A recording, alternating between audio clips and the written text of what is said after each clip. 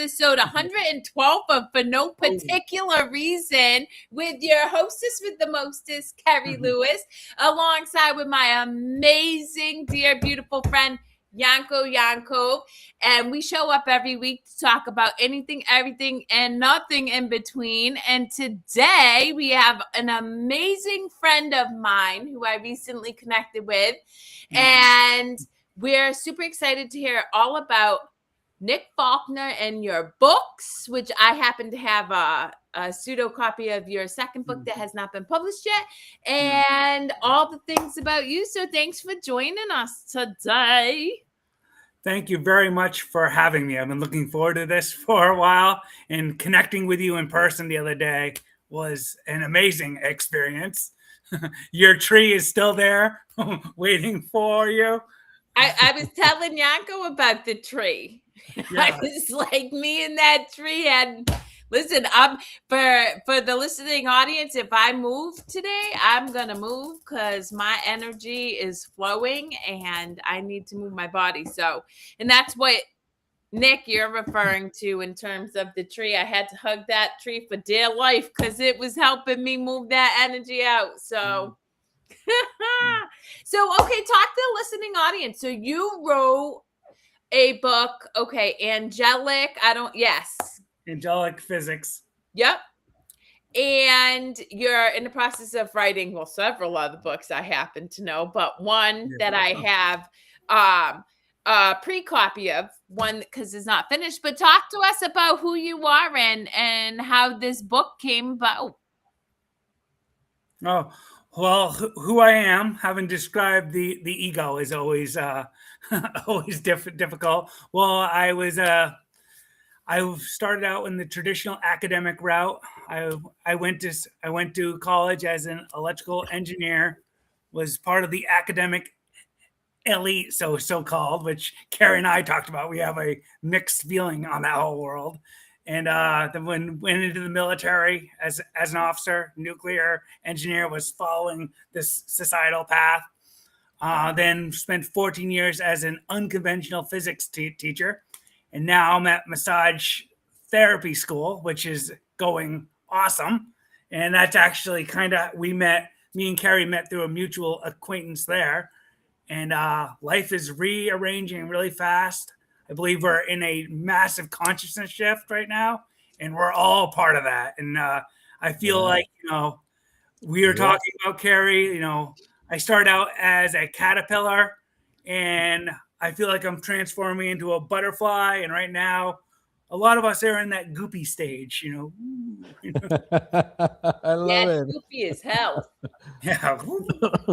Okay, so you and me are both nerds over Hawkins. So we both I became aware of the fact that I'm a spiritual being through science, whereas some people back into it through spirituality, theology. How did you come to write your first book? Where did that, how did that manifest? Well, I'll start off with I really came into spirituality. I know we have Course in Miracles in common, but Hawkins was my big connection, because for those of us who come from the science world, his writings are pretty number and science heavy. So that was a connection point for me. And I consider my book kind of a continuation of his work with his kinesthesiology. Where that came from, I was living a normal life a couple months before my 40th birthday, and it's tough to describe those spiritual experiences, those grand ones, because I don't think you really can. Two high-level beings, if you want to call them angels, great, came and visited me in my living room, and life was never really the same. Hawkins talks about, after those spiritual experiences, I think he took 30 years to process it. I'm 7 years in, and I feel like I'm just chipping away at it. And if life had been in different circumstances, I would have just went into nature and never looked back. But I had a mortgage, a life at the time, so I've been kind of adjusting on the fly. And I think a lot of us are going through that now, because The world needs us. Yeah, I'm that's true. glad you brought this up though, because you know, a lot of people right now when they're going through it, they don't know what they're going through, and it's a good point that you brought it up. Do you scratch that in your book? Do you like have more information of like what? I mean, I'm sure people can probably get ascension symptoms on the internet and find more information, but is there a section? Did you like, you know, cover that? Oh yeah. Thank God for Doc in his writing, because I mean, I was destined to find that. But if after that 2019 experience, if I wasn't already pretty familiar with Doc, I would have had no intellectual clue what I was going through, because everything was changing so fast, and I was seeing a multi-dimensional world, and no one around me at the time had just a clue. That's why I was blessed to find Kerri, because she's one of the rare people you can talk to. It's like, oh, I'm not as crazy as I thought. There's someone going through, and we're going through the process in a very different way, but at the same time, Right. very similar Yeah. process. Um, yeah, great thing about Doc's teachings, and it's big in my book, is when you're in that growth process, karma is coming up fast. I mean, Yes. like when I think we've all had those periods of life where we have like a couple years in there where things are just going great, like and your life is smooth. You see your finances just building, and those periods are great rest periods. But when you're actually, your soul is growing, um, everything is coming back. The shadow self is coming back in a hurry, and yeah. That's a good point about the shadow self, because a lot of the people, I mean, in my personal experience, I'm not going to talk about everybody else, but the shadow, it's there, and it was just ignored. And when it came out in the face, and it's like, okay, here it is, you got to deal with it now. Mhm. So I wasn't. And you're right about the karma too. I started to recognize patterns coming back. It wasn't just like like day to day go by to just go by, but then certain things start to like stand out from the rest of the things. Was that kind of the experience you had too, Hang on, or? I'm cutting in real quick because two Oh, things. go ahead. One, the irony of you talking about the shadow self and you're in the dark today just is not lost upon me. So shout out to the universe for your camera being funky. And second of all, let's talk about this for the listening audience, because again, I think there's a lot of misconceptions around what karma is. And so how do you guys understand personally what karma means for you? I think ultimately one of the big laws of the universe is the energy you put out eventually comes back. Yes. And my first, I know, Yanko, you're a past life regressionist, correct? Yes. Yeah, and I actually got one coming up in a couple days that I'm going to do. I like being on the other side, too. The first past life that came to me in big detail was being a pirate in the 1700s. And when I first encountered that past life, there was a couple months where the ego reacted exactly how you predict. Oh, I was a pirate, awesome, rah rah rah, and a bottle of rum. And then once that had solidified, the karma from that lifetime came back in a hurry. And pirating is a morally ambiguous profession on its best days. So all of a sudden, that was coming back to me, and I believe I've processed out most of that lifetime. But that energy that I had kind of like put out during that lifetime had to come back, and that was a wild experience to go through. Yes. To me, I'm on the same boat as you. I think what you sow, you shall reap. So whatever you put in, Bible. that comes back to you. And my experience is that we want this like an instant reaction of whatever we sow to reap. And I think that's the whole point of being here in this density, so that we have the delay to make up our mind. Do we really want it or not want it? Because on the other side, my understanding is that it's instant. You think of Yeah. something and boom, it's there. Yeah. So if you think of like pirates chasing you. Well, guess what? Pirates are gonna chase you. Well, I'll get into the physics side of it. I mean, Kerri and I are both familiar with David Hawkins' scale, and the chakra system traces out the same fundamental vibrational spectrum. Yeah, the point of coming into the lower densities is so that you lack power. So there's a long delay time between when you put the energy out and it comes back, and that allows the physical illusion to kind of make sense. But again, as that vibration raises, that time delay, it decreases. So all of a sudden, I find most people in the spiritual community, they want to raise their vibration. That's the unwritten goal of the whole thing. But I'm now kind of saying, be careful, because I know me and Yanko talk about that all the time, because we do operate in higher vibrations. So yeah, we manifest awesome things, but we also eat shit a lot, because I mean, you really have to be mindful of your thinking, because you start to see things unfold real time, real quick. But I do, for going back to karma, because I really want the listening audience to understand this.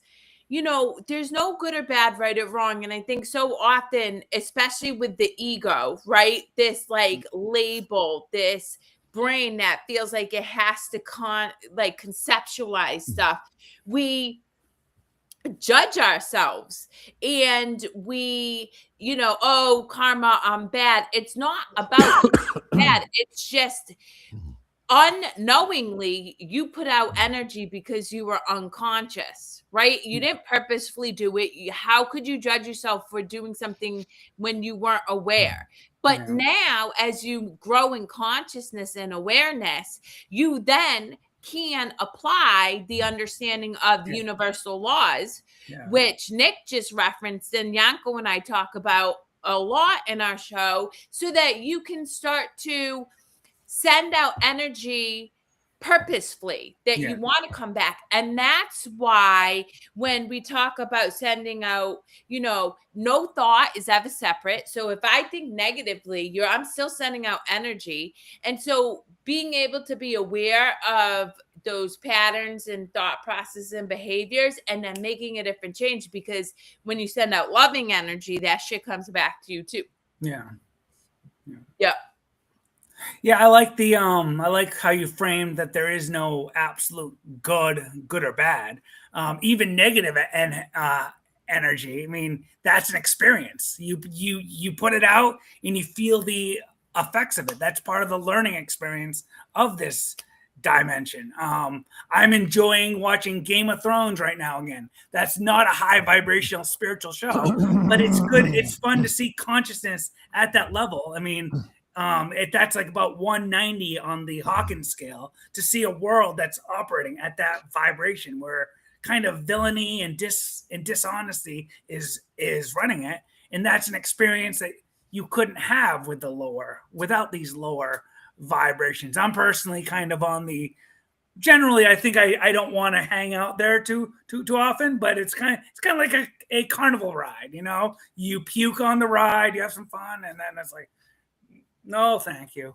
I mean, it's like energy runs itself out. I think ultimately, when the desire is fulfilled, there's nothing behind to push that desire to watch whatever or do whatever or be whatever, because that energy that you put out, it runs itself out, and there's nothing to push you in that direction.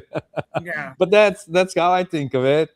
No, I completely agree with you. I mean, that's, once the energy isn't there, I played video games a lot as a youth.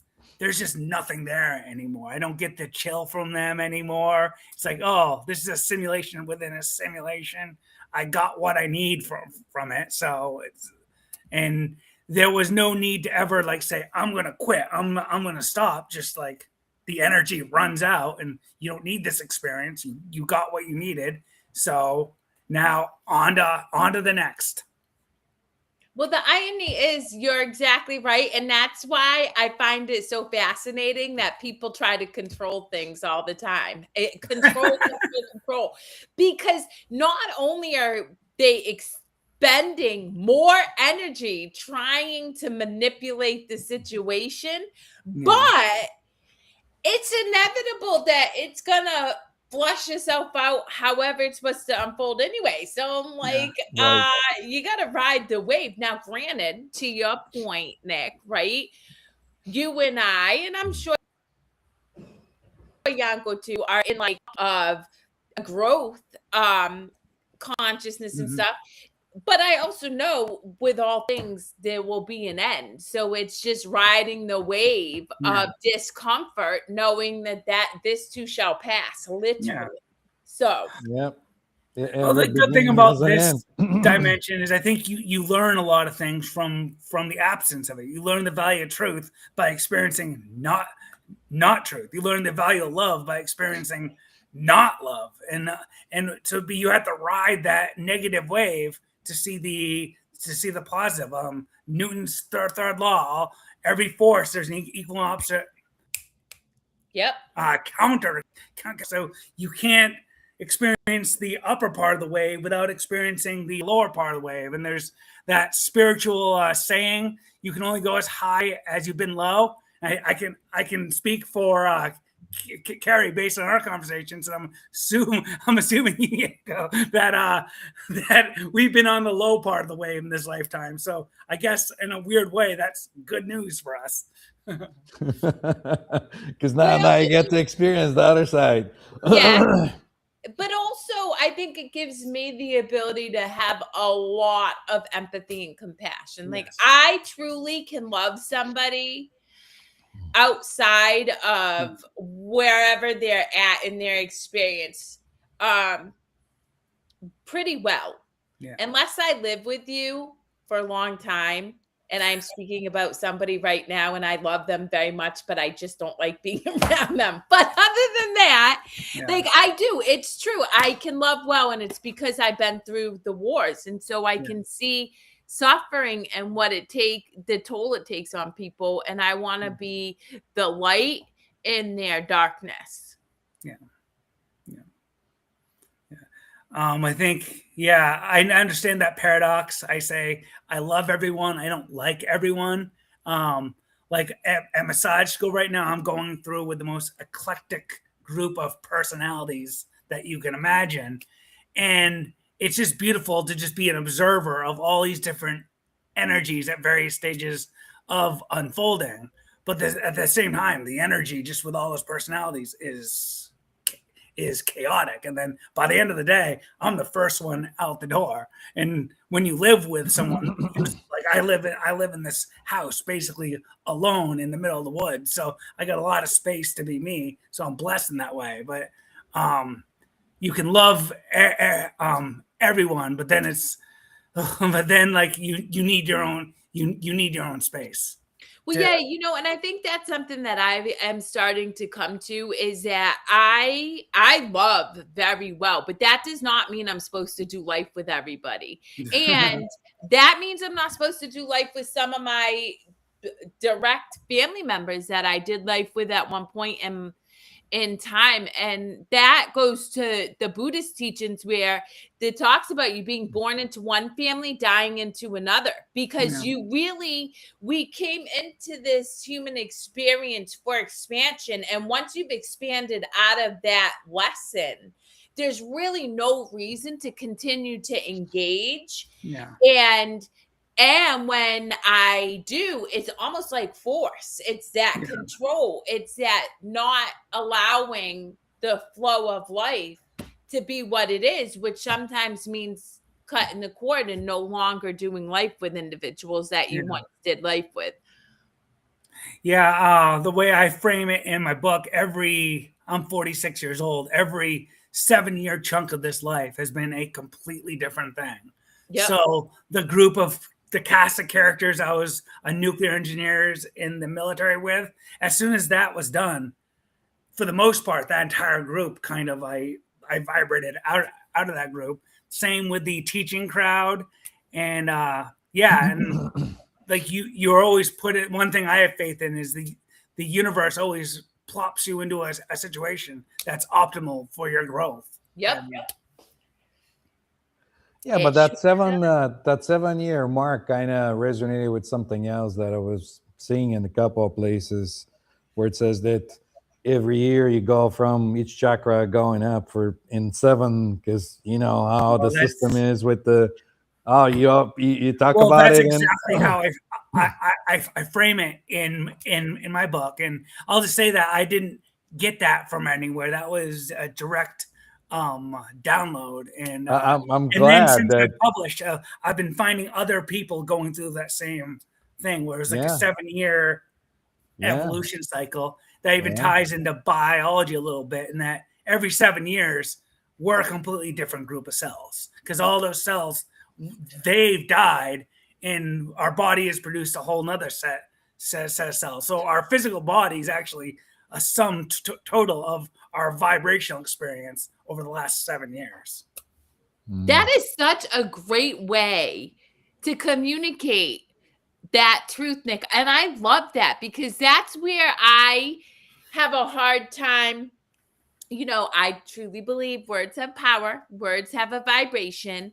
And you know, you and I talked extensively, and I'm going to say this because Yanko always says this to me. I'm not a doctor, so blah, blah, blah. You can't sue me because I'm not claiming to know my shit, but I'm going to tell you right now, this is where Western medicine keeps people sick, because people feed illness. It's like, oh, I have an ache. Oh my God, it's this, and then it's this. And I start watching people.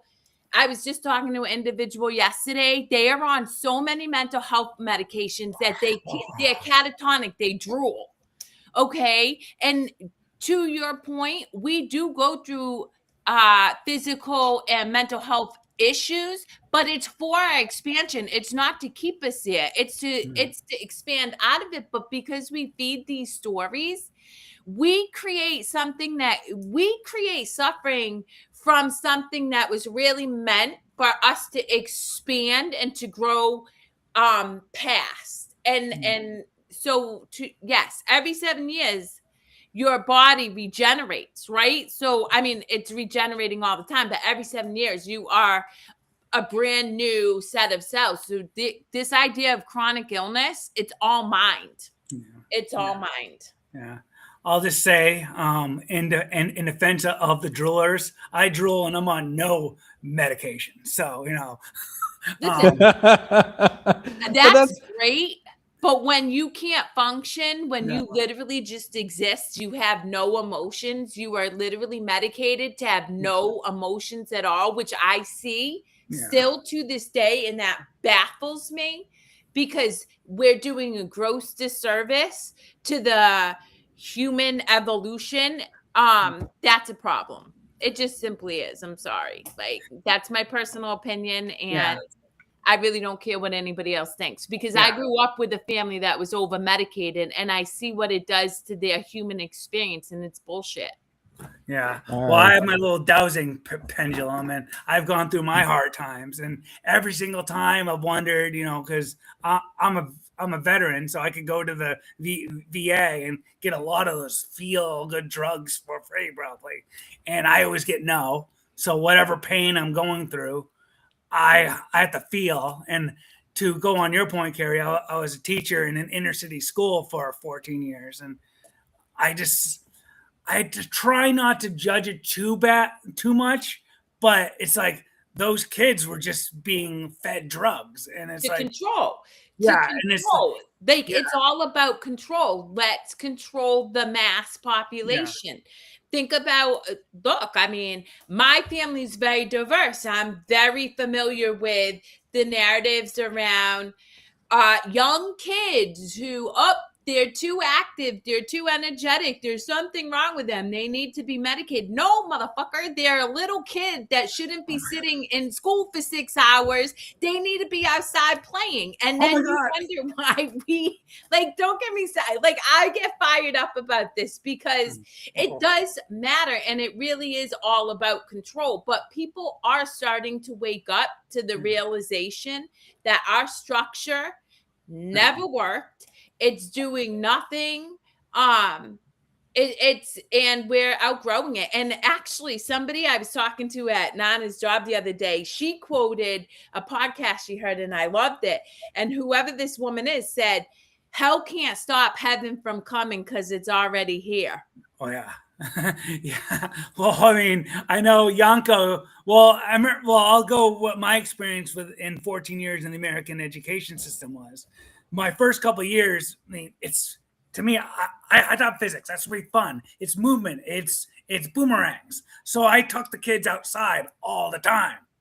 And every year they made it a little bit harder to do. It's like you need to get allergies for all the kids, and then you need to get permission slips. And by the Yeah, end, I couldn't even permission bring from the kids parents. outside. And it's like let the kids be the kids. That's to me the better solution than drugging them up so they'll sit still for. Right. I mean, I have a little one that likes to run around, and if I let him run around and go out and climb trees and do whatever he wants to do, guess what? When he go home, he just lays down. He's like, "I'm tired. I want to sleep." You're out of energy. Yeah. Yeah. So, but hang on. I want to bring out our audience that are watching us. There's some comments. I want to acknowledge the people that are chatting with us. Ask your questions. I don't know. Oh my God, the voice and accent. So It's gonna thank be you. Yanko. I don't know. Yanko, It my could be me. Bulgarian guy. Yeah, I don't know. Then and we got some same. Thank you. Same person. So we know you guys are out there. If you want to jump in and ask us questions, we'll acknowledge you. Sometimes we go on tangents and we talk about whatever we're inspired. But, we're also here for you. Yeah. So there you go. What else you got? Oh, me? Anybody? Yeah. Yeah. Let me. Listen, I can talk the full hour all by myself. So. Yeah. Well, it was an interesting experience being in the education system for 14 years because it's like we just got to let the energy flow, and it was like we were so worried about something bad going. Kind of downloaded this, like it's almost like we're so worried about the bottom of the wave, like some kid having an allergic reaction if we went outside, or like not being able to get back in the building. I went 6 years and nothing wrong happened. And I understand the administration, they don't want to get sued and everything, but at some point, if you try to eliminate anything bad from happening, at the same time you eliminate anything good from happening at the same time. Those two poles of physics are connected, and that's not life. Like in 100%. The drugs, they prevent the negative emotions sometimes, but they also prevent the positive emotions. So if the over medicated, you end up in a zombie state, and I've seen that also, and it's like, well, I don't think that's what our experience down here is supposed to be.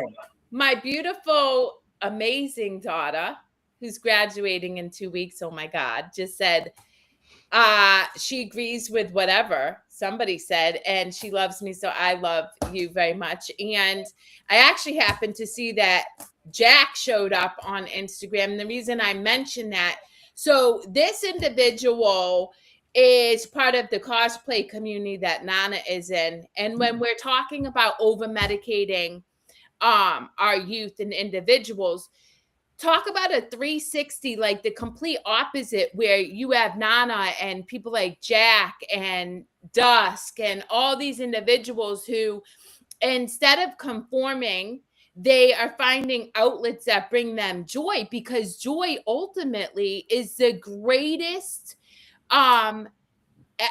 tool for good mental health. Instead of being on medication, go find what brings you joy, and you immediately start to build a positive energetic momentum that starts to show up in other areas of your life, which is why I'm always passionate about supporting my children my loved ones, Nana, in doing whatever makes them happy, because in that we don't need to medicate anybody because they're already experiencing fullness, like they're already happy, and then in terms of fear, to your point, Nick, when we make policies and procedures out of fear, we inevitably disempower everybody. Because we're going to actually bump ourselves. We're going to have a peanut allergy occasionally. We're going to cut ourselves with a knife, which my nephew did yesterday because I let my 3-year-old nephew play with a knife to cut up an apple. Yeah, I could say, oh my God, you're 3. Or I could be like, well, you're going to learn how to use a knife. Then he did, and he was fine. But I did that from love. But if I'm like, oh my God, you can't cook with me, you can't do this, you can't do that, well, then I'm disempowering him. He's not going to learn what he needs to learn to then make more informed choices. And that's where all of our societal structures don't serve people. Yeah. It just doesn't. Yeah. Well, You want to go?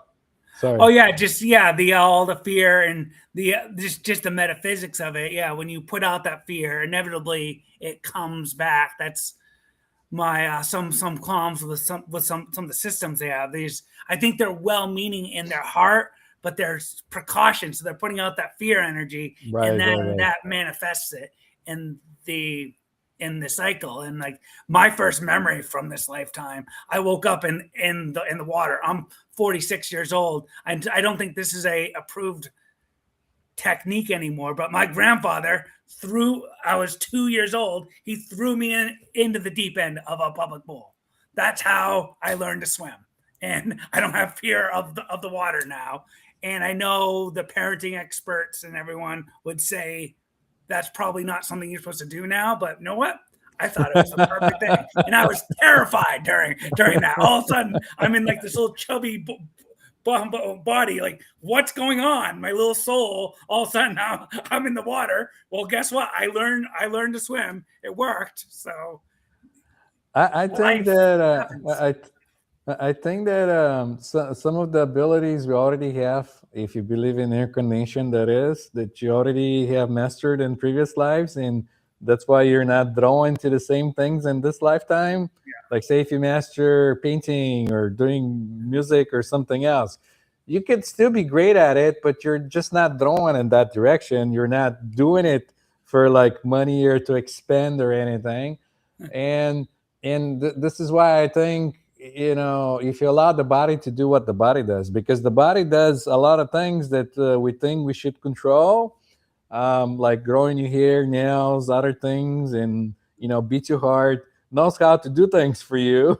But then the mask you wear, comes in and steps in and says, I know better, I'm going to do this instead to keep you healthy.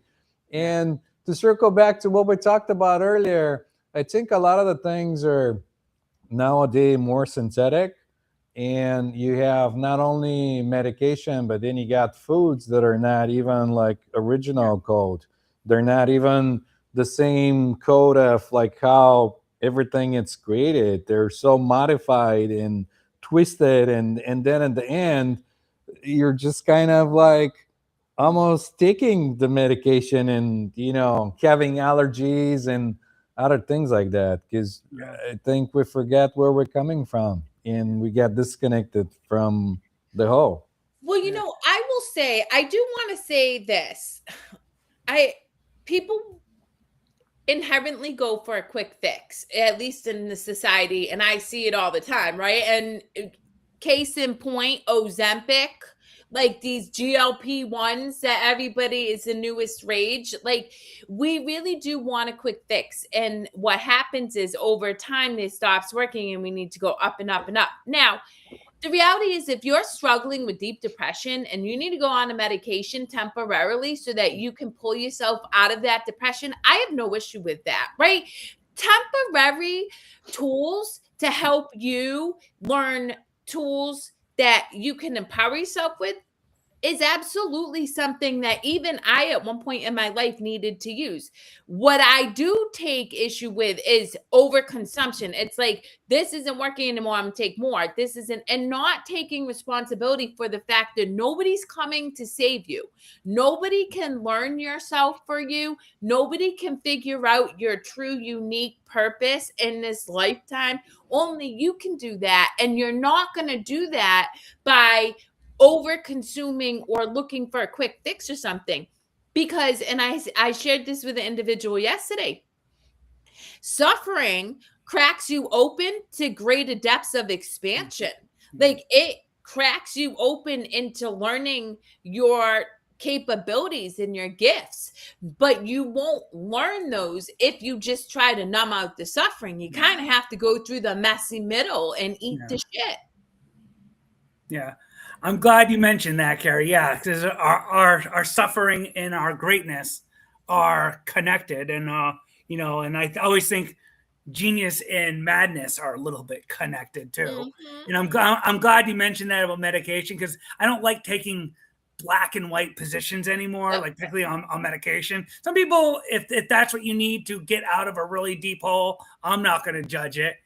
And to circle back to something what Yanko said about the past life stuff coming back, but you're not living it anymore.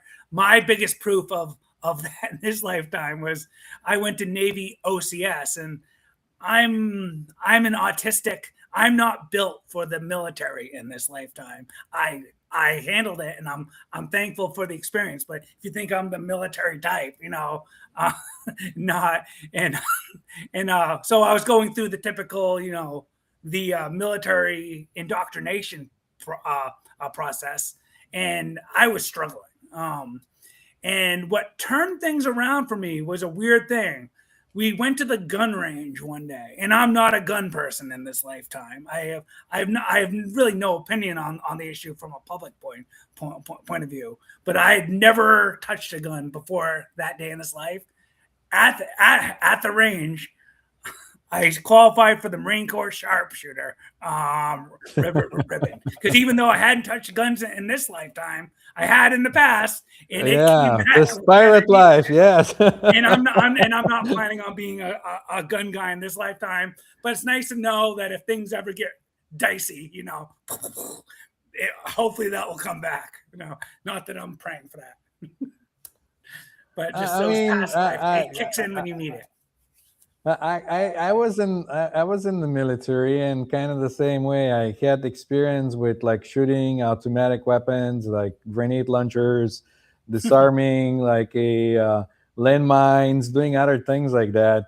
And it wasn't fun. It was just like part of what is kind of like life. It's happening. You're going through different things, and some things you enjoy, some things you don't enjoy as much, and it is what it is. It's like the other side of the spectrum, and it's different. So now, like, I don't have to do that.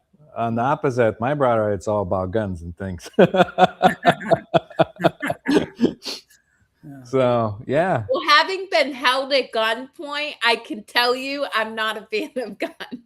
But I do agree with you, Nick. Like, to each your own about guns. Like, if that suits your fancy, then that's fine. Military is for desperate people. I mean, that's certainly your opinion. I think everybody has their different reasons for going into the military.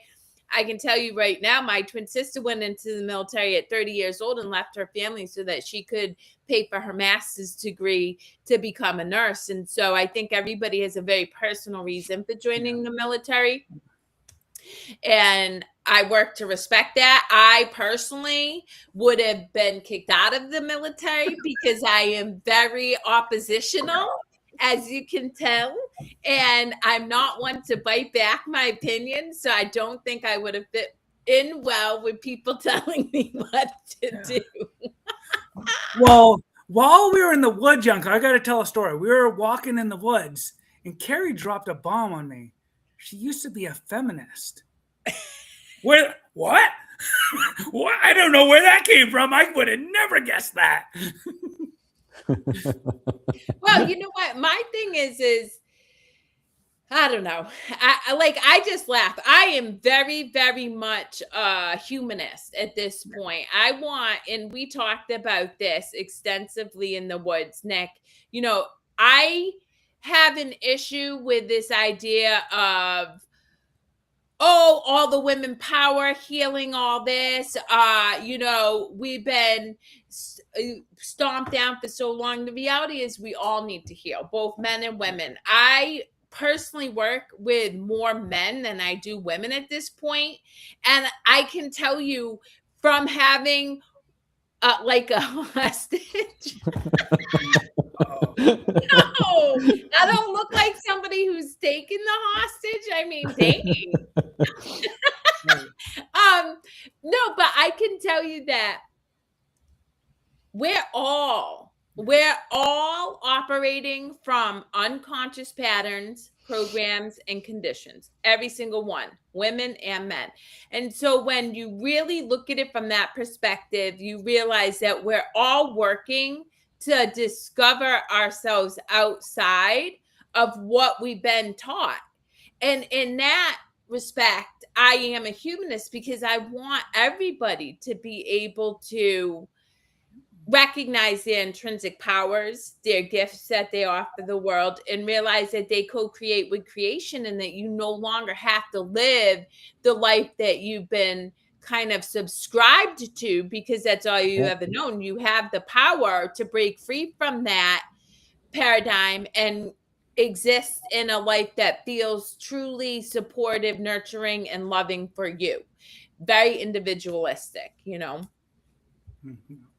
I completely agree with that. And funny, our journey is kind of, I think I've had every political opinion imaginable at some point during this journey. And it's, yeah, we talked about in the woods, Kerri and I, our childhoods were as different gets. Matter of fact, we were joking that at 18, if we saw each other 18, we would have hated each other's guts probably. Like it would have been fire and water. But we've arrived at a lot of the same places through an opposite journey. I think that's a lot of what intelligence is. Can you see someone who's had a very different experience, is seeing a different version of the world, and can you find common ground? Yep. I was going to take it a step even deeper and say, if you want to put a label on yourself, go ahead. Put yourself in a box. Be a man, be a woman, be a sports fan, or whatever you want to be. That's just another separation. You keep separating yourself in different camps, different preferences, whatever you prefer. Even the part of being human, I think it's also a box, because ultimately you're just consciousness playing itself out. Yeah. And you don't have to be a human. You're just in a human body right now. But if you want to be a human, sure. Not a human. I mean, once you get to a point where you start connecting with other things, you get it. Yeah. But I also think for concept wise, even you identify as a computer programmer when you're at work doing that specific role. Right. You identify as a father when you're with your son and you're engaged with. Like the reality is you and I don't have to. We can know that we are co-creators with creation, which ultimately is what we are, and still in this conversation recognize that we're playing the role of a podcaster. That when I hang up here and jump on the phone with somebody else, I'm playing the role as something else. And that's just a reality. Like we are right. Jumping different experiences, and to be able to contextualize that or put that into concept isn't bad, as long as you realize that's not your true self. Like that's like just the unfolding of the experience you're having in this moment. Right. And then you're just being, you're in the present. You don't do anything. You don't judge it, good or bad. I mean, ultimately, nothing has a specific meaning unless we give it to it. I think. So, well, it's interesting, like, transcending the ego. It's like I think a part of conscious growth is you realize this whole body you're in, this thing I called Nicholas Faulkner. When I was a kid, that's what I was. I identified with it, and then you transcend it to some degree, and you realize you're not that. You're the energy field behind it, whatever you want to call that. And then actually the real work begins, because like, well, this body is still there, this personality is still there, so you got to run with it, and you're gonna have the experience you're gonna have on Earth. And it's like, okay. I'm just going back and reading the comments. Well, so for Erwin Curtis, I would say that gets to be your experience, your common ground. You keep your blinds closed and your doors locked. I mean, Yanko and I talk about this a lot because we both are in expanded consciousnesses where we could go into the woods and just get lost by ourselves, right? And yet we make a personal choice to engage with human society so that way we can, experience contrast and have different experiences. But we are all unique strains of one consciousness, and we all get to determine the experience that we're having. And I believe, and you guys can correct me if I'm wrong, but that's what all three of us really work to embody for other people, is other people recognizing that this is your trip and you get to have the experience you want to have in this world. Yeah, exactly. And that trips some people off too, because when they come in and say, "Oh, I'm having this going on in my life and this and that," and I say, "Hey, this is what you want, so enjoy it." Well, I'm not enjoying it. Well, what do you mean you're not enjoying it? You created it. You wanted it for yourself, so here it is. Change it if you don't like it. You don't have to go through the thing. All you got to do is just take that decision and change it. Yeah.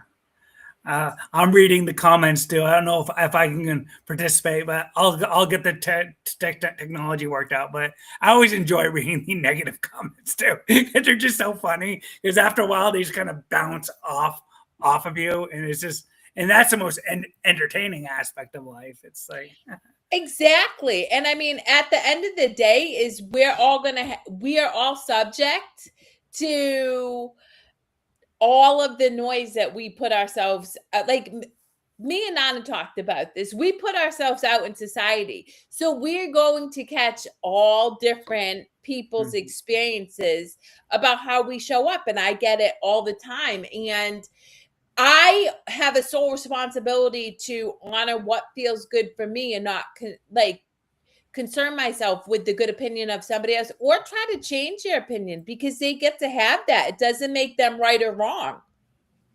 Oh yeah, exactly. To comment on Erwin's, I worked at Walmart for 18 months, and you wouldn't think of Walmart after being a nuclear engineering teacher that's a place you would spiritually develop. But the variety of people you see working at Walmart, like, that's an experience that you cannot pay.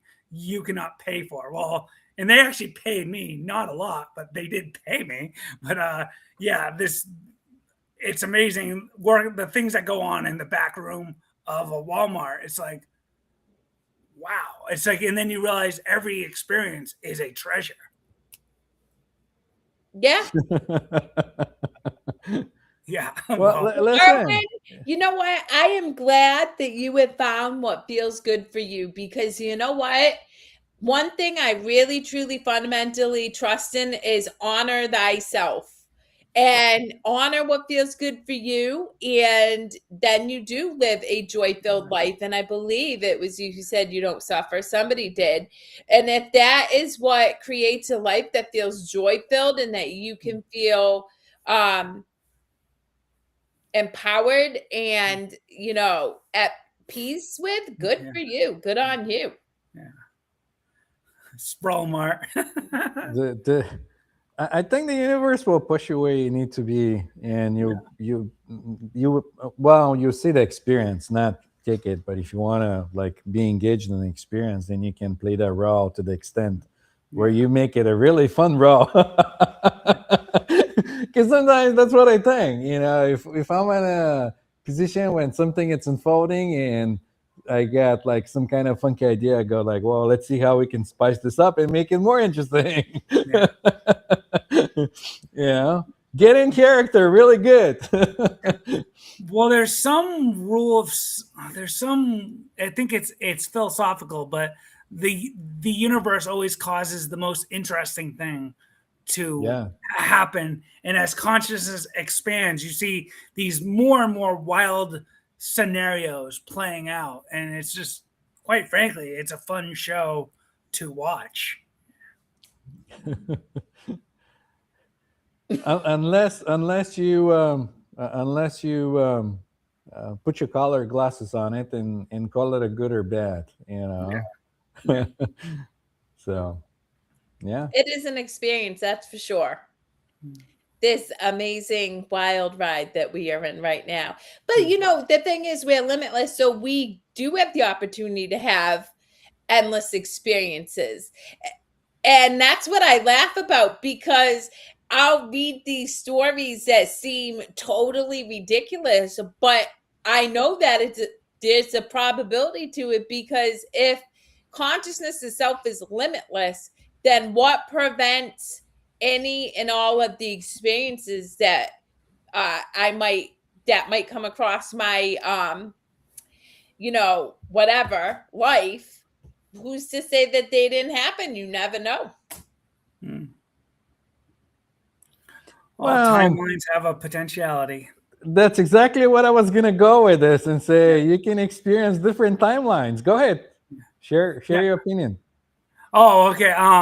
It's I don't like, when you go on social media, it's very like, you can see how, like, particularly, like, I see a lot of people, particularly in the political arena, they're arguing about facts, and from the conventional point of view, part of that is because people are trying to put everything on the same timeline, but there's multiple timelines playing out in this this reality. That's what the Arcturians are downloading into me. So I grew up in a timeline where the conventional American history was true, and I still believe that. But you realize that, like, I can be on a timeline where this version of history happened. Kerri can be on a timeline where this version of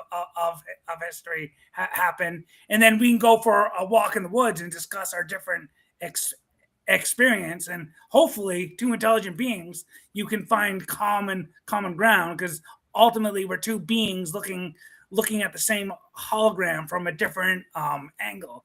And something that's obvious to me is the word angel and angle.